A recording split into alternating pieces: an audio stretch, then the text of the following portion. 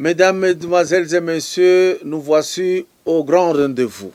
J'ai dit grand rendez-vous parce que nous allons devoir recevoir pour vous, pour votre information et formation, en même temps votre plaisir, les grands de ce pays dans le monde des communications. Vous savez, nous allons commencer avec quelqu'un qui vient d'outre-mer. Nous allons parler, nous allons décrypter certaines informations. Nous allons aussi en même temps le découvrir parce que c'est très important. J'ai dit merci et grand merci parce que je m'en doutais de la capacité du Congolais à s'adapter en ce qui concerne l'émission que j'ai passée avec le professeur Luamba sur l'électricité au Congo. Merci beaucoup, vous avez suivi, contrairement à toutes les autres fois où je passais une émission scientifique sans avoir l'adhésion de tout le monde. Cela veut dire le Congo qui nous appartient a besoin de nous sous toutes ses formes. Je reçois pour vous ce matin quelqu'un que vous connaissez très bien. Quelqu'un qui a commencé à lutter pour ce pays il y a bien longtemps. À partir de l'Afrique du Sud, il a imprimé un cachet à l'encre indélébile. Il a été tout proche du chef de l'État actuel, M. Félix Antoine Tshisekedi Tshilombo. Monsieur s'appelle Sans Rival. Sans Rival, nous allons savoir pourquoi Sans Rival. Sans Rival, c'est un pseudo, mais Sans Rival a un nom. Bonjour Sans Rival. Bonjour, bonjour vraiment, papa Kadjumbo. Voilà.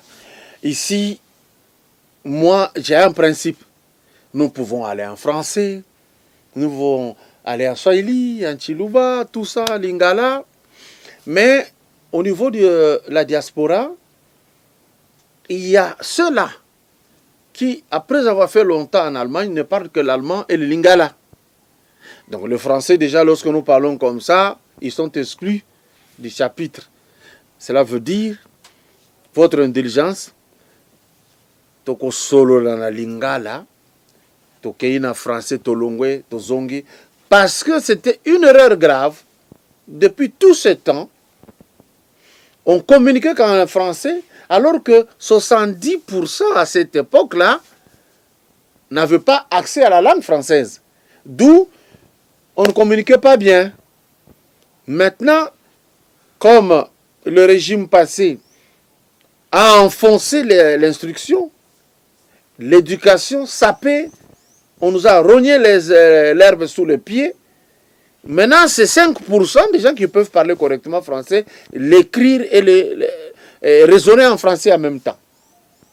Yango na tolobi, tokende, na lingala, français yé, bombardé ango, mais kolobande anglais te. On a dit qu'il y a anglais, mais il y aura pas il y aura l'infirme partie au Bakomanda Koyoka. Sans rival. Ozangi rival ndenge nini. Nani a pu se combo wana sans rival. Merci vraiment pour la question. J'en profite aussi pour nous remercier. Merci na ba yenu sur ba landakayo na chaîne na yo. Vraiment ils ont un impact. Ils ont vraiment un impact makasi ndenge pe na longwa ki Afrique du Sud na ye awa na ba chaîne mingi ya TV na zotala awa chaîne oyo marqué nga makasi za Chat TV. Mais na ba ye balandaka biso na réseau lelo oyo vraiment aux un impact aux audience makasi Kadjumbo. Boma Congo mikili bo ndenge nini Congo mikili zaka na kala na succès mais c'est là. Non, na boma yango te Congo mikili bazalaki plus axé sur l'information musicale. Au moins le fait musique ezaki na impact hein, ça il faut le reconnaître et ça là que batutu bazali osala ba télévision na bazali kokota kaka na musique. Mais avant que Congo mikili ko banda ko chuter buzoba moko ekotaki na ba chaîne mutakalisation.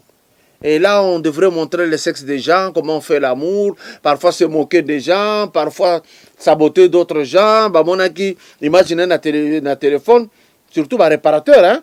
On peut sa téléphone, soit rassuré que, et l'autre côté, na quantité, ce qui a vu, même à l'occasion de rien, parce qu'il faut publier mouvement wana. Et ça n'a qu'une vu moko, et je commence à 1 million. Ponanini, Kotaraka Mutakala. Vous voyez, ce n'est pas de leur faute. Hein. Si vous regardez les Américains dans leurs films, les autres, tout ça, le sexe est en avant-garde. Mais, tango eleki, politique, ça les changements à Kolonga de Kabila, à Félix Tshisekedi, et que les gens qui n'aimaient pas le système de Kabila, bah, comment qui est belé. D'où, quand tu parles de ça, eh ben, ils sont là. C'est ainsi que je parle de ça, mais les scientifiques doivent venir. Voilà. Son rival, je crois que c'est vrai que polémique et comment qui trône à Mokili. Émission mon côté, au Talima, sans polémique, en tout cas, est à la maté. C'est aussi que Naïmoko n'a qui. Comme mon ami peut sobriquer, on a son rival, mais mon nom c'est Pascal Bakole Nime. Ça c'est mon nom. Alors son rival, ils aura plus comme il y a émission. Émission ils aura sans décoller dans autres nayo. Bakomo bengo sans rival au lieu Bakole. Oui. Et ça la connaît aux à l'aise. Très à l'aise. Vraiment hein? Très à l'aise. C'est bon. Alors, dites-moi, yo namona yo bambote na président Félix pembeni na ye. Yo yebela yo. Mon président, le président de tous les Congolais, Fachi Béton, il y a solo président Félix, d'abord papa na Fachi, Azaki ami, il y a papa Wabotingaï. Ah d'accord. Ami, le feu Etienne, hein? Oui. Azaki ami, il y a papa Wabotingaï, et puis maman P, oh ya Botingaï, batanga P classe moko, na président Fachi. Ok. Alors, Kalavnabaka Nangakuna. Alors, je crois. Na président Etienne, président Fachi. Na président Etienne, pardon. Na président Etienne, oui. Alors, biso tozabato oyo to botamaki na UDPS, to koli na UDPS. Donc, vie na biso c'est UDPS. Ndenge zalaka ba branamiste. Bana bazo kola na religion wana. Na robe ya mulai wana. Na robe ya mulai wana. Et je n'ai pas kuti yango bakoli na yango. C'est ça. Toi aussi, au kuti papa na UDPS, na ba relation na bango, yo botami na kati. Alors tu respires l'UDPS. Tant la botami UDPS ezala qui était pour yango ezaso na 81 mais kokola toujours kola, toujours quand ambiance wana, il y a UDPS. D'accord. Alors c'est ainsi que président Fachi Azamutu oyo Toyebana Bandakala et puis na soutenu trop et surtout tant Honoré Ngwanda a comment kotanga kombo na pamba na buzoba. Cela fait que bato belé ba meka un peu ko kende na ngambu Honoré Ngwanda po bataka ka président Fachi na maman Marthe à l'époque. Au Fachi ba apesi mbongo pour ma premier ministre voilà et papa Etienne Azalaki na nous vivants. Ngai nana makila dans la disciple ya papa Etienne Tshisekedi. Mais si ko yotopona ki option ya ko soutenir Fachi na tawana parce que comment qui attaquer makasi papa Ngwanda. Mais papa Etienne Azalaki toujours en vie et to créer bloc moko ya ba fatiste en Afrique du Sud. Alors bloc wana et ça la kike toujours même problème sérieux na fédération ya UDPS Afrique du Sud. Fédération UDPS Afrique du Sud bazali bato oyo bazaki na tendance mingi ya Mobaki Valentin Mobaki. Alors Valentin Mobaki sikoyo yena ba fédération UDPS mo beta kati alors ba komo bundisa Félix ba mona le roi que leadership à Félix est risqué et ya après liwa ya Fati ya papa Etienne ba raté yango alors comment bazaki tout en côté ya il y a pas peut-être du docteur Van où je parle. Il y a Azali fédéral Afrique du Sud. Alors nous sommes mis debout quand la va combattre Fati, on s'est opposé de créer bloc moko to commencer la réunion pour nous soutenir Fati. Jusqu'au point où fédération organisée qui grande rencontre il y a UDPS ba sangisi batou pour baloba après Etienne Tshisekedi. Donc, on va voter leader après Etienne Tshisekedi. Pendant qu'Etienne Tshisekedi était encore vivant. Bino bo sali réunion pour na mutu remplacer Etienne Tshisekedi. Là, Moubaki est déjà sabita ki ba kati na ye, soutenu par ba docteur Vangu, tout ça. Alors, biso to kota ki réunion wana, to sali trouble. Parce que dans la réunion wana, balobaki mo ba buzo bebele, que non voilà maman Marthe, ba beti kati na mo galo pour que papa Etienne Tshisekedi a commis déjà et toutes ses facultés ne fonctionnent plus. Alors il est plus dirigé par Maman Martina Félix. Alors Maman Martina Félix, ce sont des collabos. Biso to telemi tellement on a trop to telemi to bimisa qui trouble les réunions katanaki et katana na kati. Alors c'est ainsi que on était retiré un peu de la fédération IDPS to telemi siko base et fédération OP et là laki. Pendant ces temps, personne ne savait que Félix allait devenir même à Tabroukomès. Solo zalaki na ngoko tuté. Combat e bandaki na bato bazalaki na miso komona musika. Oui. Là, il n'est même pas bourgmestre. Donc, Azaki n'est pas dans le côté. Mais Babandaki n'est déjà guerre. Guerre, mais rassemblement, quand dans le banda qui pétait. Et l'autre côté, on rencontre, il y a Genval et l'autre côté. C'était avant tout ça. Ok. Alors, nous nous sommes mis debout pour nous soutenir Fachi. C'était ça. Alors, sans rival, vous soutenir Fachi, vous évoluer en Afrique du Sud, ou en Afrique du Sud, quand la famille na yo, moi, si naba na bazala kakuna. Est-ce que UDP s'est soudé, tout est séparé. UDP, Afrique du Sud, a un problème sérieux, très sérieux. Pendant que je parle ici, comme si il y a 3 UDPS en Afrique du Sud. Okay. Donc, UDPS, il y a Kala, fédération dirigée par Dr Vangu, au-til les lots nous va remplacer Yété. Azali wana, mais à ça la sous-activité était dans compte UDPS parce que Balinga vraiment Félix était. Alors, deuxième IDPS, Oyo, ils allaient dirigés par base, mais dans le leadership, il y a un certain qui, Dr Mouleba, Oyo, jeune et belé révolutionnaire, Otozala qui n'a pas mon bloc ou n'a pas kenda ko soutenir. Donc, Bazalana Dr Mouleba. C'est ça. Troisième, un certain Dr Dikamba, Oyo, Abimaki, Kakana veille. Il y a pouvoir, il y a Fachi.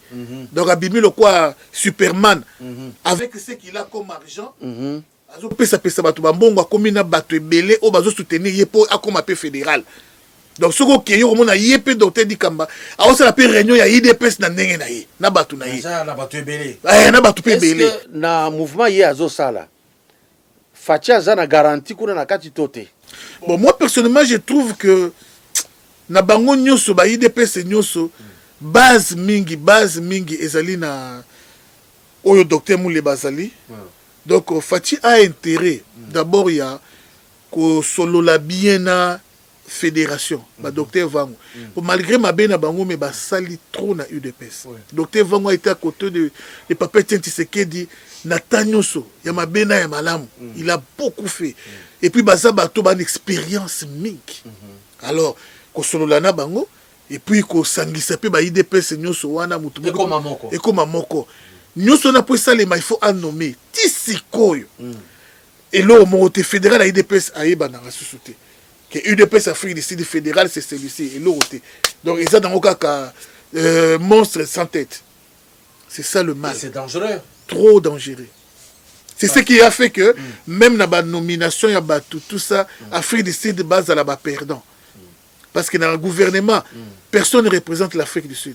Dans le conseiller à président, personne ne représente l'Afrique du Sud. Donc, il est là, personne ne représente l'Afrique du Sud. Comment est difficile pour les chefs de l'État, ceux qui a joué par Vangu, docteur Liboso Akosilika. Ceux qui a joué par docteur Moussa Siliki. Donc, ça devient un peu compliqué. Très, très compliqué. Alors, maintenant, je voudrais demander quelque chose. Yo, dans tout ça, aux alliés, na wapi? Bon, ngai naza mosangisi. Ba fédération ya Kalaba yina kanga makasi likola biloko yo. Na plus moto ya Fachi. Mais nazali mosangisi na besoin ya basanga na bango nyoso. Tango na keya vona voyager na kena luka secrétaire général Augustin Kabuya. Kwa ça langa lettre. Je devais kosangisa bango vraiment ba koma moto moko. Mais malheureusement tango na komaki et pas Augustin Kabuya ezaki ayebisa en tout cas ta eza mabe na ta wana bitumba ezalaki makasi oh sauvons IDPS koto ba Paul Chilumbu koto ba tel koto ba Benassé Augustin Kabuya ayaka sous na permanence té. Alors il y avait trop de problèmes moyens vraiment à celle en lettre wana ezalaki té na zonga na trouble oyo mais yo na information tozwaki balanda que na Moïse Katumbi pour sala na ye bien sûr et puis bandaki déjà jamais na sala na Moïse té ba proposer nga nyonso faut ba proposer il y a ba enveloppe il y a ba tel ba journée c'est ba kebele Moïse a sombaki tous les journalistes. Les Peter Tchani, Mike Moukeba, il a discuté avec Mike Moukeba, il a dit, oh bon, makasi. Na kibi sa écoute question d'atili qu'on a cité, na mobilisé petit Al-Qaïda et tous les combattants. Parce que Mike Moukeba a déplacé un peu le langage, ba combattant banani, même peu ba brosser les lots monter na Congo. Ils n'ont ni la décision, ba faut arrêter les lots côté sont déjà inutiles. Mike Moukeba a discussion tout ça là naïe. Alors là je crois que ti les lots tout ça raté. S'il me voit à Longolé Longi. Alors, bien sûr, tout le monde a fait Moko pour ton information. Il y a des gens qui ont fait la mission Papi Guéné. Na poto ayaki aye kubala a na Kinshasa. Mike Mokeba ya kotia moninga ina mupanzi koto na mupanzi koto Bishop Chatumba. Abaloki mamoka bimi na yake. Abangi. À ce point-là. Bien sûr. Mais ngara monaka to sali combat politique. So to koni une photo solo là. Moi je n'ai pas de complexe sur ça. Hein.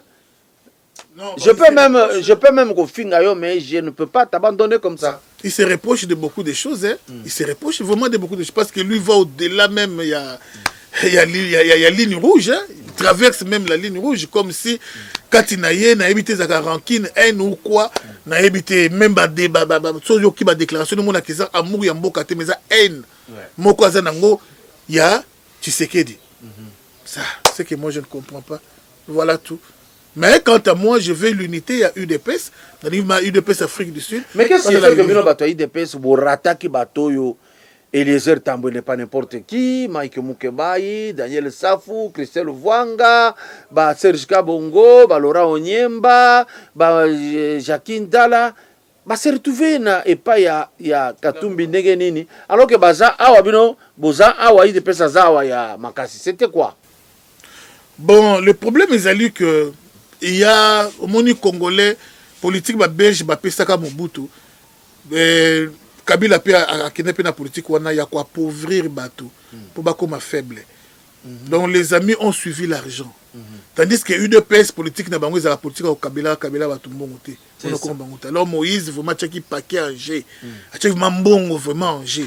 Ndé azwa ki bango, c'est un peu ça. Mais sans que o mbongo boye, moi je crois que même les Daniel Safou balinga ba quitter mouvement té. Ils ont question ya mbongo. Voilà. Alors, maintenant rentrons awa ozongi. Est-ce que vous avez cadre na UDPS? Bon, moi personnellement, je n'ai évolué à UDPS, na lingaka fonction. Parce que le ministre intérieur, Jubé, quand on a l'époque, secrétaire général chargé de l'extérieur, Ayaki, son rival, Topé Sayo, fonction monnaie na UDPS. J'avais refusé. Dans la fonction, parce que Eko Kanganga Makasi, moi, ça travaille à médias bien zalaté. Parce qu'à l'époque, UDPS Zalaki, tu ne peux pas nager contre courant. Tout ce que tu vas dire, il faut bâtir d'ailleurs. Donc pour les cas médias boyo loba boye, il faut hiérarchie mo itinda yo. C'était un peu ça on a ce que bloc na linga ki ngote. Par rapport ya musala ngana zo sala. Musanga na sala sengi na zala kaka boye. Musala ni zala oh mukozi ya boye, ya tel boye, ba comme peso ben jonction moyen oh Olo ok na gauche ezate comme moi, il y a beaucoup de tissekedistes. Mais ngai na za tissekediste oyo, j'appelle A ce qui est A, B ce qui est B.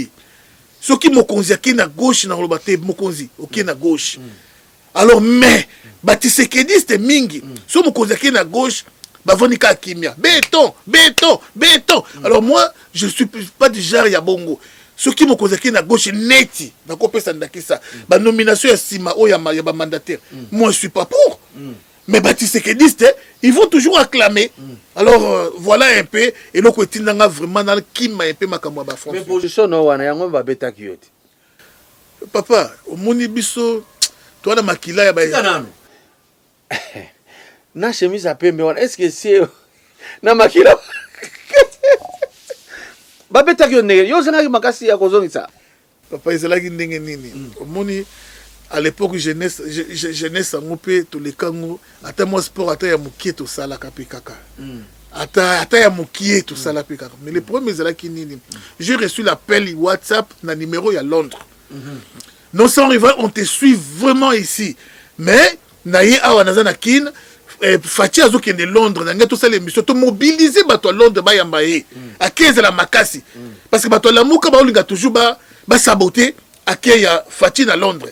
Alors cette possibilité ça tout ça les missions comme ça tout mobiliser ba o ya biso ya Londres. Ngabi OK d'accord. Mais yo yaka place nga nazali. C'est que moi je lui ai dit au pesa ka se place ngabi to kutana Saint-Luc na ma campagne.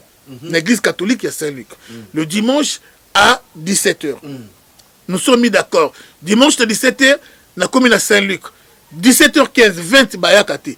Na bengiye alors bi baza bloqué makasi na embouteillage côté ya batete là. Embouteillage avec ba saut de mouton tout ça ce qui possibilité que za le comme lile komi koya. Ngana kitaka bango pe ba yaka to kutana na Kitambo. Ngabi OK ça va na Facebook place mo benga Facebook na Kitambo.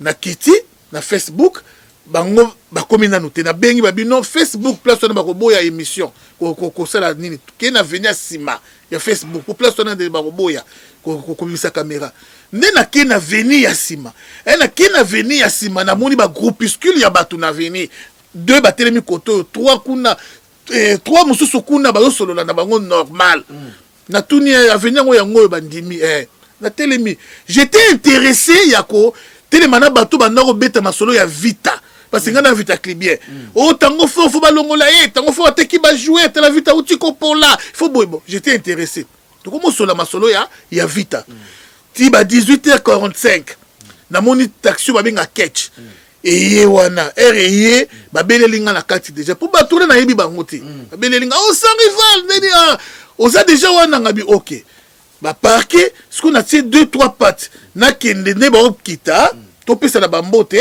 comme ça soit to matanga na ketcho to iluka place mususu yo ça l'émission tant on a tiré 2-3 pas à ma grande surprise na mukongo nanga ba tout to sur le moment ya vita moko betinga pat oh na yeba kité nga na pesi mukongo na ba caméra na se trépied na se nyos nanga mutu na se l'état na sina baluka na tala na sali nini trois o batelema ki mususu kuna na mona ba groupe ski ba ngono so na nzoto na ngai misu batelema ki mupazi ba ngono na mona bato ebeli na nzoto comment protéger ce ko elongi na ba ba kitaki na ketch wana ba belela nga sa rival ba ngonyo so na nzoto na ngai c'est comme ça que événement elikaki na tikali ko yeba te kutu ni bazwa ki nga ba téléphone ba caméra na tikali kutu ko yeba te donc na komaki plus que protéger longi pour na muta TV ba ko sanga kana imoboye na tikali na cicatrice ne longi na plus que protéger longi c'était ça. Alors, après, Batubalia qui est wana na mokonzi moko ya mboka ya présidence. Est-ce que bango de balobaki que batindi biso na songolo ou bien spéculation ya bato? Franchement,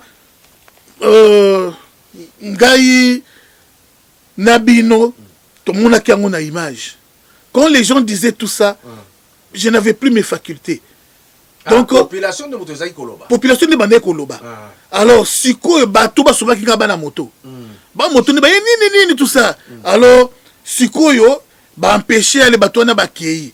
Ne ba bisi ngai eta oza nango pesa benga moto ya kozwa. Ne na tali siko na ba poche na moni téléphone eza société. Numéro ezaki na moto ni na pesa mo na moto. Na benga ki moto yaki ayeko kozwa ngai. Alors siko yo na tan wana ndi bana moto ba komeka kozwa image mais na retard de bana ya ba petit o ba ne ko sala koloba wana ndenga pe na yoka ndenge bineti bino que non voilà boye boye metango bato wana bana ko betanga ba sabo ba pat yo lingo yoka te zelo komona soki continuer to ko sala soki nene ndako kutu to yebi na ndako alors tant ba biba yebi na ndako bon. Franchement, je me suis senti dans l'insécurité. C'est ce qui a fait que 2 jours après ou 3 jours après, elle a commencé bien, n'a qu'un koloka ministre intérieur, mais tout côté n'a quitté. Il a fallu sécuriser parce qu'il n'a pas eu vraiment na insécurité. Mais avant, on a combien qu'on appelle déjà na ba numéro masqué. M'appelle déjà il y a menace tant on a bimi ça qui vidéo mon cas papa bakal. Vidéo on a habité banal ba interpréter au tina français. Na combien qu'on appelle belé yo komona yo boye même na bande comme sous on nom ya batisekediste yo zo fragiliser président tu ne vois pas que tu travailles na compte ya nini ya lamuka to yo comprendre que ozali do mutu ya fatité oza mutu ya lamuka parce que Fati que tu prétends soutenir lui est avec Kamere. Mais toi, tu es contre Kamere, c'est-à-dire, aux alliés qu'on combattre les Fati. Lorsque j'avais fait une émission dans Lobby, Fatia a travaillé dans Kamere parce que Kamere avait les mêmes visées. C'est-à-dire, à ce qui est un objectif, il y a qu'en 2023 comme président de la République. Il va travailler en fonction, il y a Oyoza Kozela Rikuna Liboso. Babenganga Baloba Ndenge Moko que Toyebi Bino, Bozaba Antifachi. Si quoi Batuana, Babengyo Telelo Oyo, Kamere Azako Sambisama. C'est le mal congolais. Tamungaï la télémaka na lobanga makambu ya Cameroun. Mon frère, je vous dis franchement que na ba proche vraiment ba proche Fachi ba télémelanga ngai. Ba télémelanga makasi. Ya ba façon bela arrête ce que tu fais. Le président n'est pas content de ce que tu fais. Mais si le président n'est pas content, le président a mon numéro, il peut m'appeler. Oui. Non, arrête ça. Ah, j'ai pas compris. Lelo oyo tango bakangi papa bakal nani na prison babengi ngai après nomination ba mandataire omoni osuki yo lobaki ke yene mutachaka bino bakal awa bakangi awa ba président na bino abimisi ba mandataire oyoki komona yo et il pense que le mandataire batutu bakozalaka mandataire ou bien tango batu bazoko lutter po bakomaka ba mandataire bakomaka ba député, c'est ça qu'ils ont dans la tête. Ngana répondre yena lobby, écoutez. Papa Bakal, c'est un individu. Mais un individu qui a laissé un système bien verrouillé. Oui. Donc il ne faudra pas seulement arrêter Papa Bakal, mais il faudra enlever tous ces systèmes. C'est-à-dire battre belé au bazo travailler dans la présidence. Bala d'obédience à Papa Bakal. Batu na yacha. Mais batu misu ba uti ba IDPS misusu. À ça sombaka bango. Bah comment qui travailler en faveur na yé. Ce n'est pas qu'il y a qui la lelo qui la Fati mutateli misingabi non sans rival. Fati ne reçoit pas aujourd'hui yaka lobby. Lobby na yé sans rival ça pas Fati ne reçoit pas yaka lobby. A ochanga bakal. Mais ngana mona caméra té a télé noyo yaka lobby té. C'est un système. Il n'a utilisé que les gens. Quand batu na biso ne a utilisé. Bah oya yaki na bango. Mais oui. Na ba oya IDP sakutaki a formé bango. Et ça quand est le bakake ono Kabila bomabo ya bomabo mais surtout Hollandais était au moins la pépite de Kabila ne mutatia ki chebe ya sachet boité a étranglé été mais c'est sous les aba ordre naé et ndenge mongo na papa bakal donc a historier système au président Fati il faut alongola a déboulonner système wana pour que travaille ça les mamalam lui est en prison mais son système est encore là c'est ça. Et maintenant pourquoi selon yo parce que quand même on s'approche à président Félix selon yo pourquoi président Félix a gardé bango tilelo. C'est lié à quoi? Bon, président Félix Azamuto atamboula makasi na respect à signature na ena logique. Donc logique wana linga koma na ngoti na suka. Il y a alliance, il y a coalition, donc na 5 ans à kozana bato bazobete ku, à kozana bango 5 ans. Des places oyo certains tisekedistes ba comprendre ka ngai te. Ngai naza jara bato moni papa aroloba à partir de l'élo, nous sommes à 18h. On obéit. À partir de l'élo, 20h, nous sommes à 21h, on obéit. Mais ce qui, oyoki sont que papa lingate kandako. Bana oyo bazali éveillé. Ba hotelema. Ouais. Ba hotelema. Tu refanda wapi. Moi, 23h, papa ya yena mte ba ozele 10 minutes papa yebana ba va na salon ozele. Papa nous sommes pas d'accord. Côté kandako te. C'est ça. Donc, si tu as déjà bana wana, il y a surtout mon que papa, zela zo kende. Et zela li bungi, il faut to lobela. To téléménité mais to lobela papa que non ça va pas.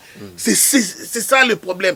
Nous on a beau crier sur cette histoire de coalition que non nous le peuple congolais, nous serons toujours derrière notre président. Mais toujours senganaye aboma coalition wana. Parce que tant que coalition est allée, mandat oyo kozala échec.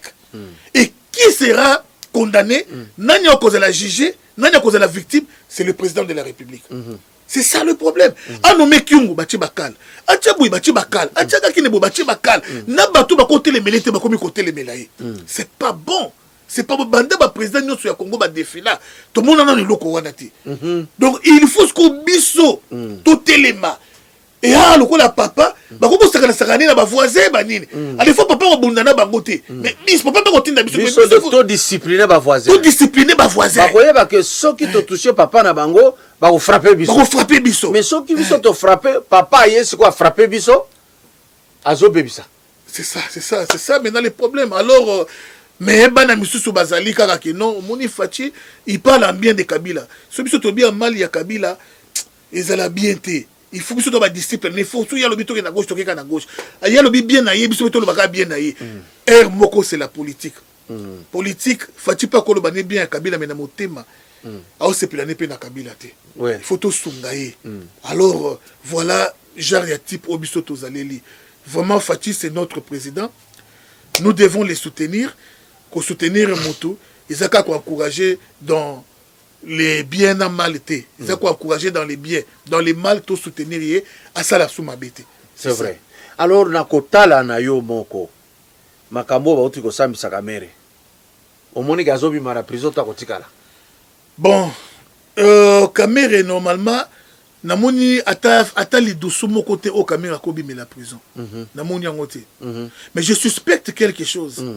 Na bamboka touti na diaspora atotuni ndeko na ngai Richard Nime ou bien Max akoyebisa yo ke na procès téléphone ekotaka te téléphone jamais kokota téléphone na procès boy so kokota téléphone est fermé mais à la grande surprise yo prévenu ou sur na téléphone. Et à ce moment-là, pendant que nous parlons, on ne chante pas la victoire avant la guerre. Chaque jour, dans le monde à ténèbres, dans le monde il est en train de se battre. Ne sous-estimons pas l'adversaire. Ne sous-estimons pas Kamere. Kamere est fort.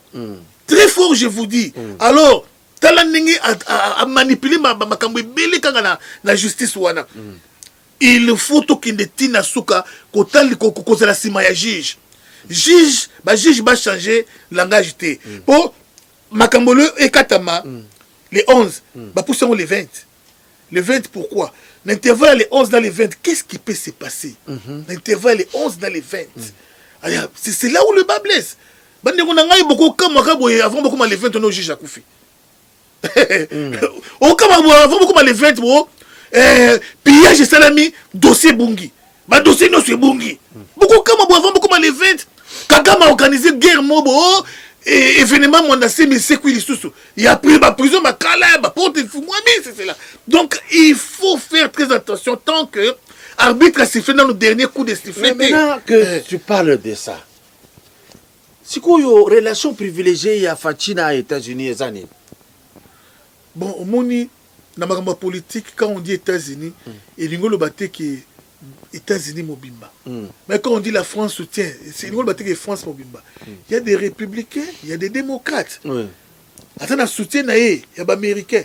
Mais il y a des soupé, le col Bill Gates. C'est un américain, c'est un bisoté. Bill Gates c'est un la mouka. Vous voyez un peu ça dans Babylone, il faut toujours beaucoup de prudence. Alors, il y a un conseil vraiment na président. Dès qu'il a dit justice à Salah Moussala nae. Atika Karabongote, mais Alan de la paix Moussala justice à Zosala. Ouais. C'est très capital. Au fond, on va croiser ma côté. Pour Babylone Raboye, les locaux quoi il a yoka diombo. Batriqué yo. Président le bien attaqué justice à Salah Moussala nae. Oh, basali au tricage. Tricage, on a payé Babimi, c'est fille, mobo, mami, chibola, moga bimi, ou Eliane, mobo, yabimi. Oh, a violé Kingai. Vous voyez un peu ça. Oh, na Fachi, na batuno soto yebi keza lokuta. Mais si ko okisa la boloko moko, oh yo, ya malamu te. Pourquoi totiki justice ça la musala nae? Selon yo, pourquoi tant ya Kabila na makamunyo sur le cas qui tant ya Mobutu, batika la jamais ko sakana na chef de l'état na ndenge bazolo ba ko finge avec facilité. Ba ko finga na poto to comprendre que président a na difficulté à kokoma na poto ko agir na poto. Mais on a Kinshasa ba osala ngo. Qu'est-ce qui se passe réellement? Il y a des qui, avant nous autres, qui peuvent venir à Félix Tshisekedi. Qu'est-ce qui se passe? Bon, on a corrigé le Komoko. Relation avec le président, aux conjugués trop dans le passé. Or, c'est mieux et ça l'a toujours dans le présent. Non, parce que je corrige. Yo, ça l'a canalisé. Qu'est-ce qui se passe? Ezali, Moli Manzambe Yebisi, Tigaba Fingayo. Babeti gauche, pesta droite. Et Zali, système politique à Sika. Parce que même chez Macron ici, il a frappé. Hein? Parce que partout où il y a des grandes démocraties, on frappe, mais il est l'unique azotika makambo ezoleka na ndenge wana. Est-ce que ça peut donner l'espoir aux communicateurs oyaye bazala na nkuku basala musala très bien? Le problème est que les allés faute ya président.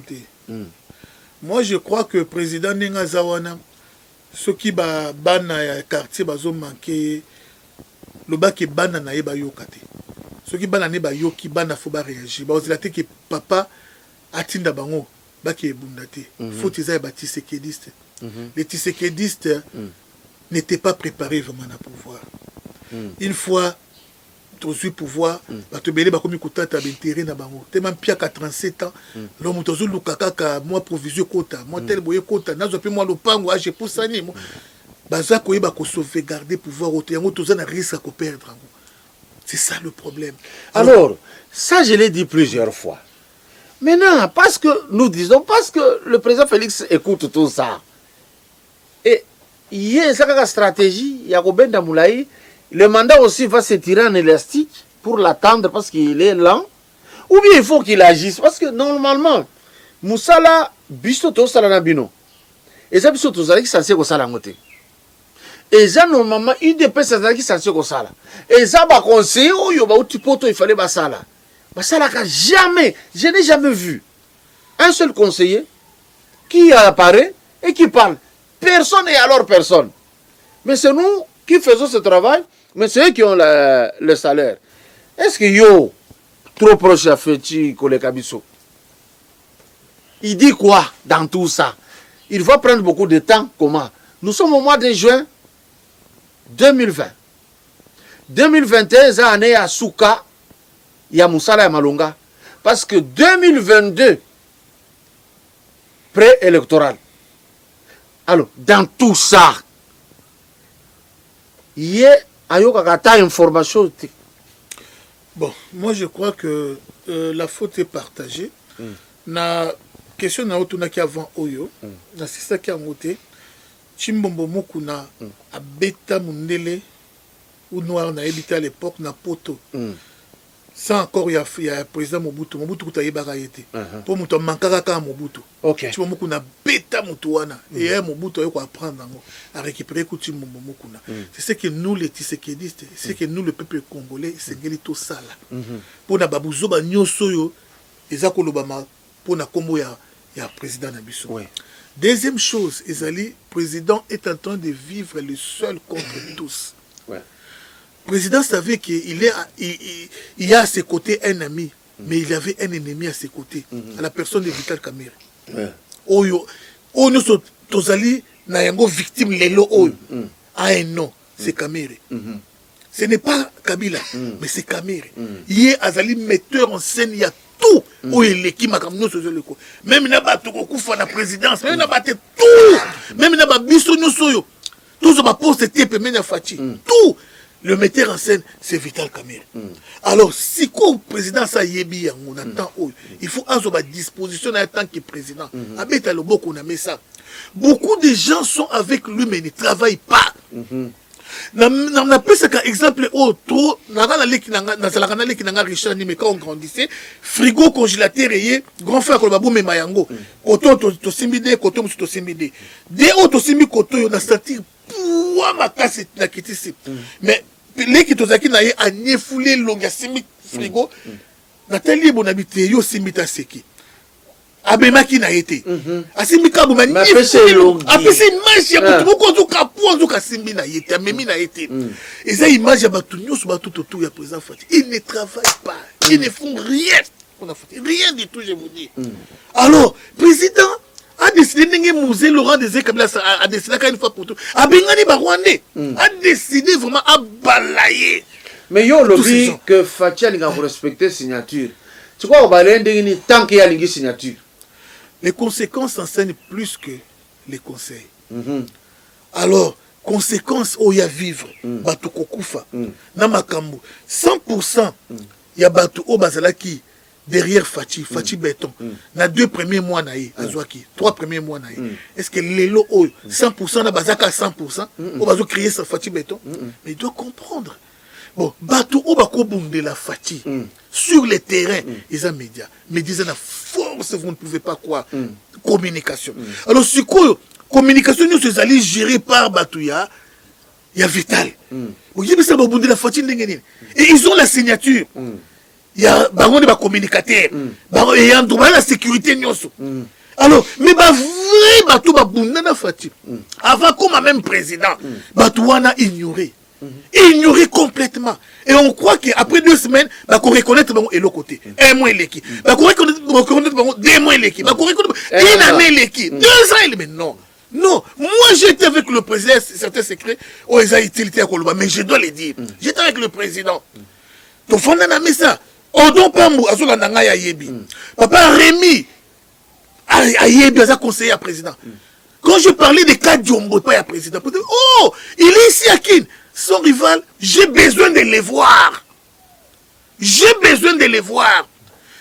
Une année et demie et l'équipe. Yo au monana nous coûte un président. Mais le président a dit, même le président de l'émission, il a dit qu'il a besoin de voir Kadjom. À mon président, qu'est-ce qui a fait qu'il à mon président? Non, yo kolongaka mamoto parachute comme mon bureau à président. Non, il y a quand même il est hautement sécurisé. Il y a quand même des portes qu'il faut frapper type au monde président. Mais qui fait tout ça? On a bien papa Bakal.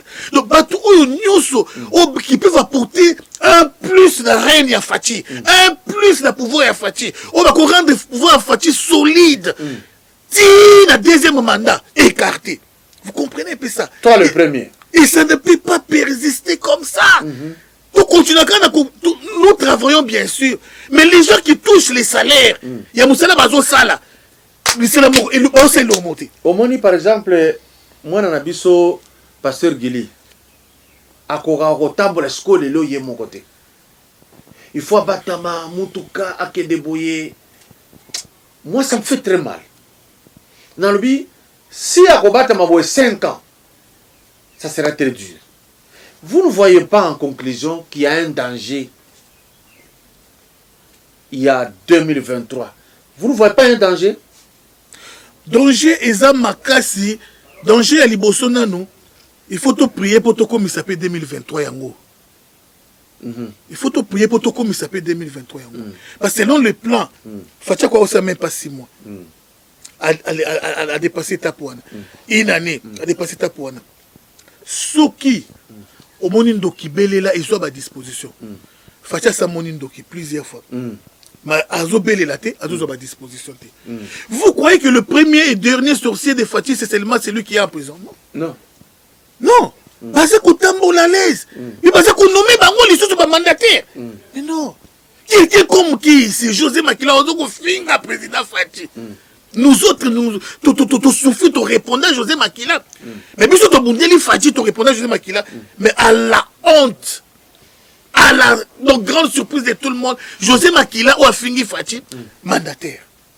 Vous comprenez où ça? Est-ce que tu me sous non pas droit au chapitre, mais tu me sous plein de politique, ils ont encore pour Bango, pas de nouveaux visages. Mouzé est venu, il a amené quand même de nouveaux visages. Tout le monde a été le coup Bakakoudi, Yerodia. Mais non, chaque pouvoir, ils ont la gagné. Mobutu pas y a même un nouveau visage, le coup Tshisekedi, il reste Bayaki. On va s'équiper dans ta savou bouté. Et pour ça, faut-il donc soit amené de nouveaux visages. Et non seulement quand on bateau bakala, le coup Batambwe Mwamba, ou lui bosse une adresse naïe. Vraiment, franchement, il faut président. À ma disposition, oui, Seigneur, ma disposition, Ezalaka, accepter les risques. Voilà, qui risque rien à rien. Oui. Tout est calé dans Mikolo Mingité. Alors, le coup d'autres dans Mikolo Mingité, président Beta Lobo, qu'on a mis ça, Boma coalition, Boma na Makamouya, cash. Parce que moi, l'Assemblée nationale. Coalition déjà de l'Assemblée nationale. Nous sommes dans le Sénat. C'est méthode que Moutou Aïbi. Le coup la caméra. Oh, on a prison mon kili mobile mais qui Aïbi. Le président soutient d'Abatou, il y a INC mandataire. Donc à respecter encore on a une caméra. T'il est là, on doit poignarder dans les dos. Autant on a 1 million on a pour que ou échoué. Mais plein lobat. N'est pas embouté je commence à le quoi ba saut de mouton. Mais plein finga fati. Toi tu y as vu. Mais moutou wana kaka ozo respecter encore na yé. Il y a qu'on reconduire ma INC à Tayo Moko. Et battez le ministre moko fou. Il y a média. Mais non, je ne pense pas. Le ministre moko na yebité bande ko na ngai. Et ozomona musela na isa ko saboter ba œuvre chef de l'État. Mais ozotika ye kaka bongo. Non, même la patience à ses limites. À ses limites. C'est un peu trop. Pendant que bateau c'est pour monnaie likolo na yo yebité so baliaka ndenge nini. Bafuta kanda ku ndenge nini. Sécurité na bango eza ndenge nini. Oyebité. Mais bateau oyo sécuriser ba mbila ba jeep ba biloko bazo travailler ko touté. Ça fait mal. Ça fait mal, Bande Konangaï. Vous avez suivi sans rival Bakole. La bouche parle de l'abondance du cœur. Le message de Bakole n'est pas tombé dans une terre aride. C'est tombé dans les oreilles de ceux qui sont censés l'écouter. C'est un cri de détresse. S'il y a un problème particulier, spirituel, qui empêche toute cette réalisation, où sont réellement ceux-là qui disent qu'ils sont serviteurs de Dieu pour dédouaner le pays? Où sont les chefs coutumiers qui, eux, ils se réclament être les détenteurs de cette terre du Congo? Où sont tous ces gens-là? 2020 tend à sa fin. Du côté des détracteurs du chef de l'État, ils ont tout un laboratoire qui réfléchit chaque jour. Nous tous, nous avons crié qu'un pouvoir pour persister, se reconduire plus tard, il faut nécessairement un gouvernement parallèle. Qui ne risque rien, n'a rien dit-on. Un homme averti en vaut deux. Au revoir. Alors, moi je vous ai dit au revoir, mais mon invité va vous dire au revoir. Il s'agit de son rival Bakole. Tu regardes la caméra c'est le peuple congolais. La caméra, c'est le président Félix Tshisekedi Tshilombo. La caméra, c'est l'IDPS. La caméra, c'est tous ceux-là qui croient en lui. Adressez-vous. 2 points. Mon président, vraiment, sécurité à Liboso, Eza Yomoko. Pouvoir, basakanara nangote.